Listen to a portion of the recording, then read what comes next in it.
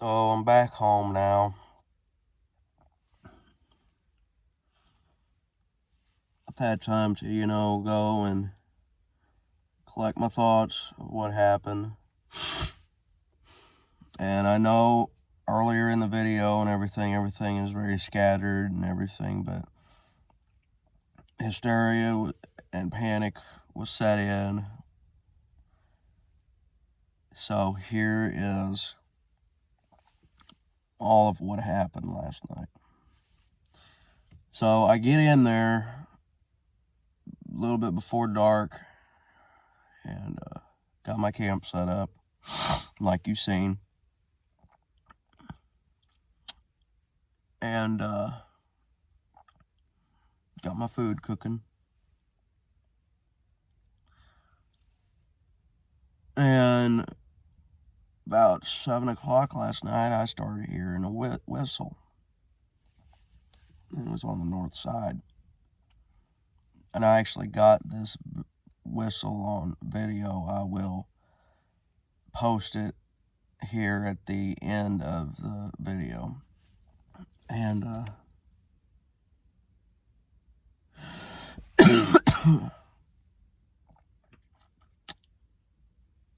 I was sitting there, I just listening to it. And it was just like it was whistling to him, like.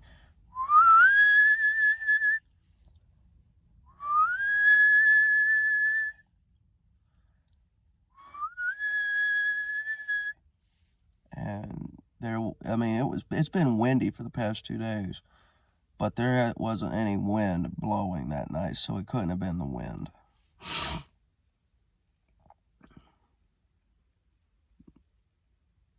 And I'd hear off to the west end over here,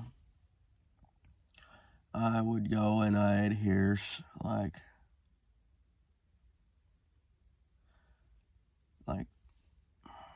weird sounding chatter. I can't replicate it.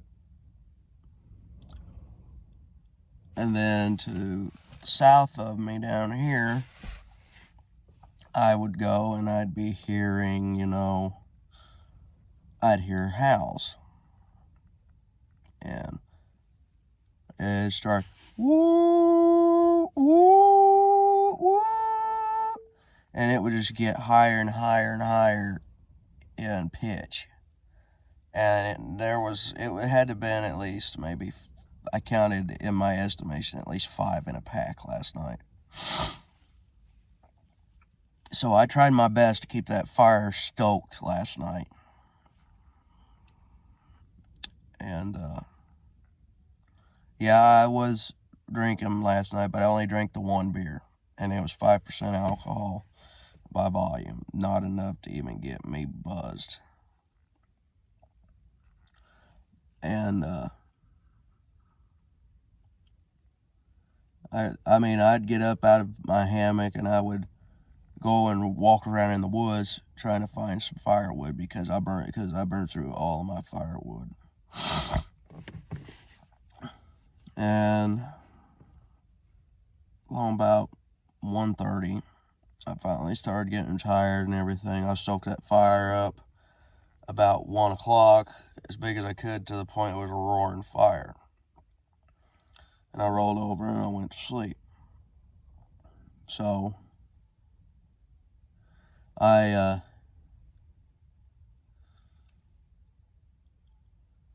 just laying there, sound asleep. But you know how it is whenever you're in the woods and what I call your hunter's sense, your sixth sense kicks on. You're more aware of your surroundings. So while I'm still asleep, I'm still aware of what's going on.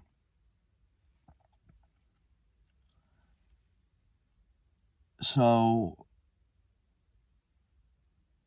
it all happened so fast last night. Like, I had a 3-inch slug and a 20 gauge loaded, and it was sitting there right by my hammock up against my chair. That way, if I needed to get it, I could jump out of the hammock and grab it. But this all happened so fast. that I didn't even have time to get the gun. And this thing had so much weight to it that whenever it came running up, you could feel the vibration from its footfalls in the tree. It would go from the ground up the tree and down the cords that was hanging my hammock, and it would shake me in my hammock. And it wasn't like I could hear this thing coming from a mile away. This thing moved in such stealth that I didn't hear it until about 3 footsteps before it went and it plowed into my hammock. And I mean, it was just boom. Well, it hit the back of the tarp, and I had my hammock up against the tarp. So it hit me through the tarp itself. And it hit me with such force that the hammock swung out and it turned upside down, and it dumped me out on the ground, blankets and all. And I was trapped up in my sleeping bag. Like, the only thing that was sticking up was, my arms. And I had a fleece blanket on top of me. It threw every bit of it out. And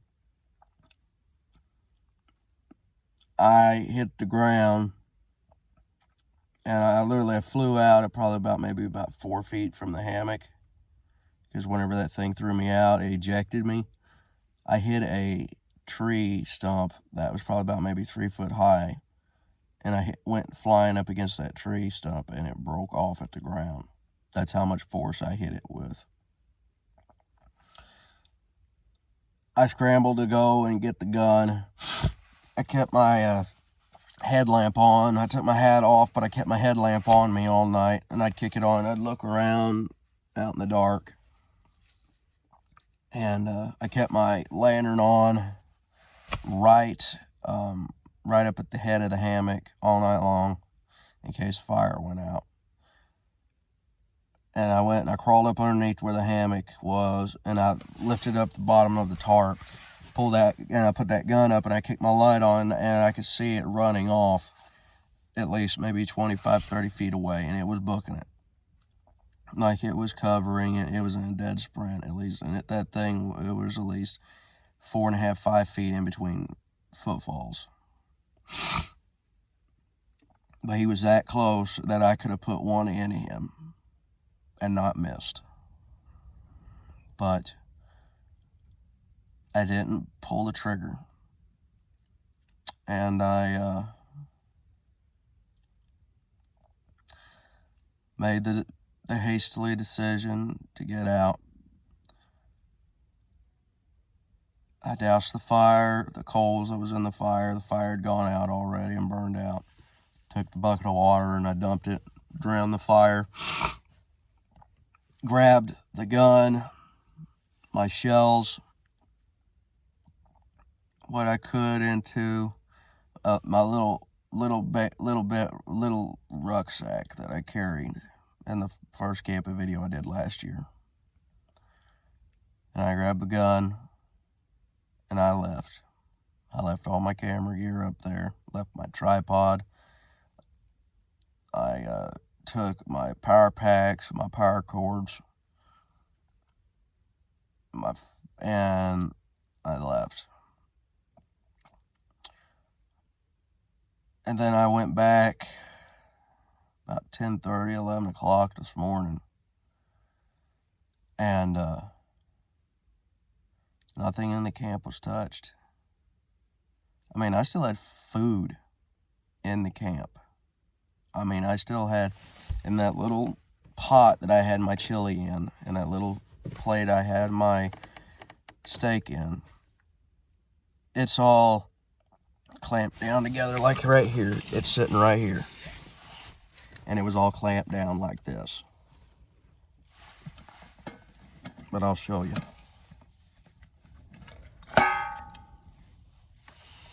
My steak and my chili are still there.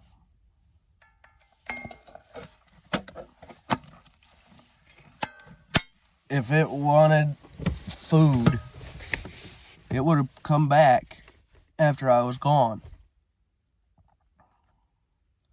But it didn't come back, and it didn't bother my food. I mean, I had steak, chili, Twinkies, ding-dongs. I had some peanut butter crackers and a cup of yogurt for breakfast this morning. It's still there. And it didn't take anything. It didn't even bother anything. It didn't root through my camera equipment. It could have come back and tore down my rain tarp and my hammock, broke the trees off that they was in, whatever it wanted to do. Nothing was touched. Nothing was disturbed. Which leads me to believe that this was a targeted attack. And I believe, 4 years ago, around this time, I was ran out of the woods in that same area. But the only thing that is different is I was up on the hill, not down in the valley in the bottoms. I was up on the hill where that big male was 4 years ago that pushed that tree down.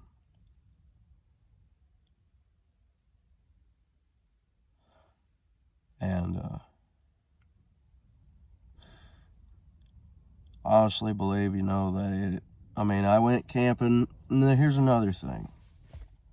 Take it as you want. I was camping there over Labor Day of 2020. Same setup, same everything. One came to the close edge of camp, but it was right outside of camera range in the light.